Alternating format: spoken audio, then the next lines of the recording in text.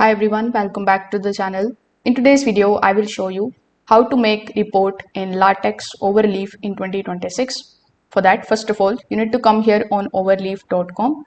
When you are here, you just have to do nothing but to just sign up with the help of your email address in order to get access to your account. So when you are here, you will be shown the option of creating the projects and choosing a template.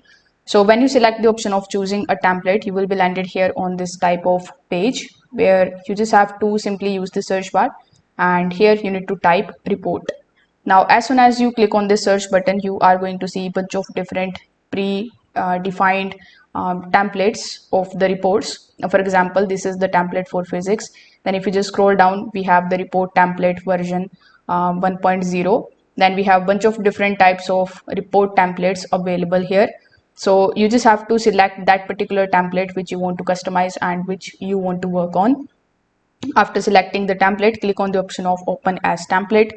Now, when this template or this report template opens as a template in this particular editor, what you can do is you can just simply start editing the content over here. So this is the document class. You just have to double click on the text that is available here, and then you just have to simply start providing the information. When you are done editing, you can download this particular report in the form of PDF very easily.